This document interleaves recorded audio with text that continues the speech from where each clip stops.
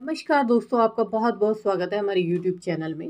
दोस्तों, पूर्वजों के प्रति श्रद्धा और समर्पण का पर्व श्राद्ध 20 सितंबर से शुरू हो रहे हैं, जो कि आश्विन मास की अमावस्या 6 अक्टूबर तक चलेंगे और 15 दिन चलने वाले पितृपक्ष में अपने पूर्वजों के लिए पिंडदान, कर्म, तर्पण, दान आदि किया जाता है।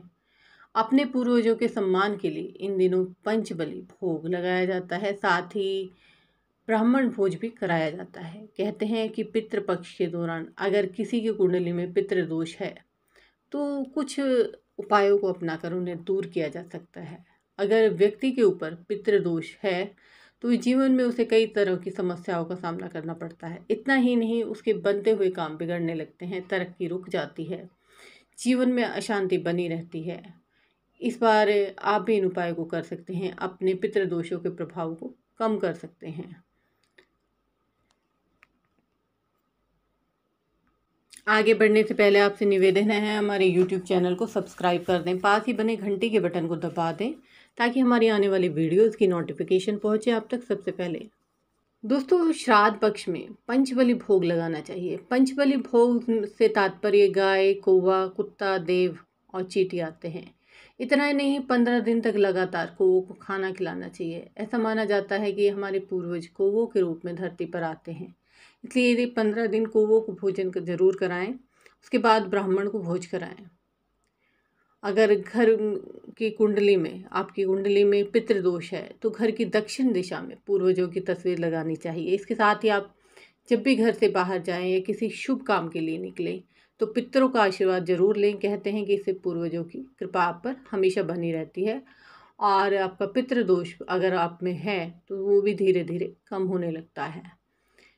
पितृपक्ष के दौरान पूर्वजों के निधन की तिथि और ब्राह्मणों या किसी ज़रूरतमंदों को भोजन जरूर कराना चाहिए। उन्हें सम्मानपूर्वक दान दक्षिणा देकर विदा करना चाहिए।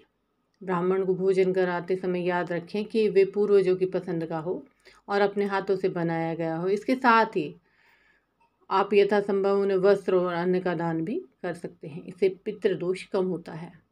अगर आप खाना नहीं बना सकते हैं, ये पॉसिबल नहीं है आपके लिए, तो आप ज़रूरतमंद लोगों को बाहर से भी खाना लेकर खिला सकते हैं। दोस्तों, श्राद्ध पक्ष के दौरान नियमित रूप से कुत्ता, गाय, कौवा, चिड़िया आदि की रोटी खिलाएं। साथ ही सुबह शाम कपूर जलाएं और गुड़ में घी मिलाकर उसे धूप दें। ऐसा करने से भी पितृदोष का प्रभाव कम होता है। पितृदोष की मुक्ति के लिए पीपल, बरगद के पेड़ की नियमित रूप से पूजा करनी चाहिए और पितृपक्ष के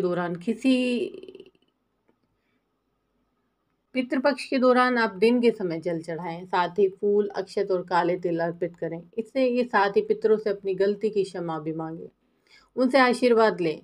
परिवार के हर सदस्य से 10-10 रुपए के सिक्के लेकर मंदिर में दान करें। अगर आपके घर में कोई बुजुर्ग है तो उनके साथ गुरुवार के दिन जाकर दान करें, पितृदोष से मुक्ति मिलेगी। पितृपक्ष में हिंदू धर्म के लोग अपने पूर्वजों और पितरों की आत्मा की तृप्ति के लिए श्राद्ध, कर्म और पिंड दान करते हैं। इससे उनके पितर अति प्रसन्न होते हैं, उन्हें आशीर्वाद प्रदान करते हैं। पितरों के आशीर्वाद से घर परिवार में धन दौलत, सुख सुविधा, मान सम्मान और ऐश्वर्य की वृद्धि होती है।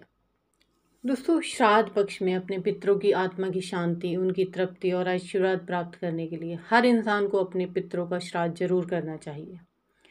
ऐसा भी कहा जाता है हिंदू धर्म में, जो व्यक्ति अपने पूर्वजों की संपत्ति का उपयोग करते हैं लेकिन उनका श्राद्ध तर्पण नहीं करते हैं, ऐसे लोगों को पितृदोष द्वारा कई तरह के दुखों का सामना करना पड़ता है।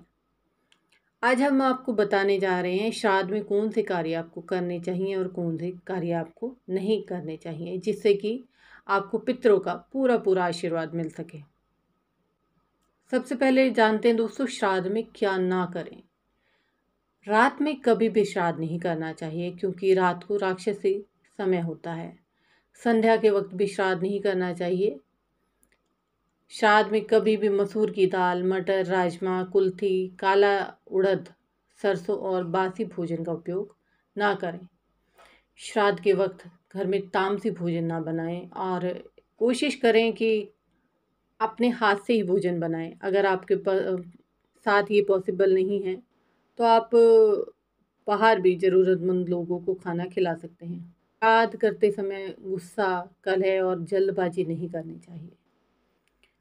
श्राद्ध में क्या करना चाहिए? पिता का श्राद्ध पुत्र द्वारा किया जाना चाहिए। पुत्र की अनुपस्थिति में उसकी पत्नी भी श्राद्ध कर सकती है, और अगर कोई भी नहीं है तो बेटी भी श्राद्ध कर सकती है। श्राद्ध में बनने वाले पकवान पितरों की पसंद के होना चाहिए। श्राद्ध में गंगा जल, दूध, शहद और तेल का उपयोग बेहद ज़रूरी होता है। और श्राद्ध में ब्राह्मणों को सोने, चांदी, कांसे, तांबे के बर्तनों में भोजन कराना सर्वोत्तम होता है। ऐसा नहीं होने पर भी आप साधारण बर्तनों में भोजन करा सकते हैं, साफ सुथरे होने चाहिए वो। और इस दिन अगर आप पित्तर स्रोत या पित्तर गायत्री मंत्र का जाप करें दक्षिण मुख होकर, तो ये भी आपको अच्छा खासा लाभ देता है। श्राद्ध के दिन कौवे, गाय, कुत्ते को ग्रास अवश्य डालनी चाहिए, क्योंकि इसके बिना श्राद्ध अधूरा माना जाता है। श्राद्ध पक्ष में महिला और पुरुष दोनों को ही ब्रह्मचर्य का पालन करना चाहिए। इन दिनों पितर आपके घर में एक छोटे रूप में रहते हैं। ये पितरों को याद करने और उनका आशीर्वाद लेने के लिए दिन है। इनके लिए आप शारीरिक संबंधों से परहेज करें तो ये आपके लिए ज़्यादा अच्छा रहेगा। अगर आपके घर कोई अतिथि आता है, भिखारी आता है, तो उसे भोजन पानी के बिना नहीं जाने दें। पितर किसी भी रूप में आपके द्वार पर आ सकते हैं, अन्न जल मांग सकते हैं, इसलिए कभी भी किसी का अनिदान ना करें। पितृपक्ष में अगर आप नए घर में प्रवेश करना चाह रहे हैं तो ऐसा नहीं करना चाहिए।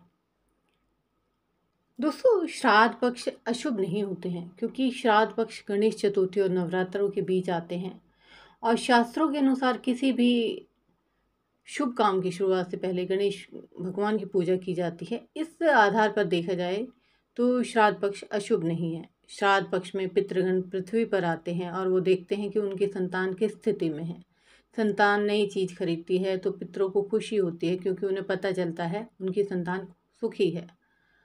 हालांकि जो पितृपक्ष में नई चीज़ खरीदने के लिए इसलिए मना किया जाता है कि व्यक्ति नई चीज़ में ध्यान लगाकर पितृ सेवा से कहीं विमुख ना हो जाए। यही कारण है कि कोई भय दिखाकर इन दिनों चीज़ों को खरीदने से रोका जाता है। अपनी खुशियों में अपने पितृ का स्थान बेरखें तो श्राद्ध पक्ष में खरीदारी करने का कोई बुराई नहीं है। व्यापारी लोग अपने व्यापार की गति बढ़ाने के लिए श्राद्ध पक्ष में कई बेहतरीन ऑफर देते हैं। अगर आप इस ऑफर का लाभ उठाना चाह रहे हैं तो मन से किंतु परंतु निकाल दीजिए और जमकर खरीदारी कीजिए, क्योंकि ज्योतिष में कहा गया है शुभ मुहूर्त में खरीदारी करने से किसी प्रकार का दोष नहीं लगता है। आप जिन चीज़ों की खरीदारी करते हैं उससे आपको सुख मिलता है और उन चीज़ों में वृद्धि होती है।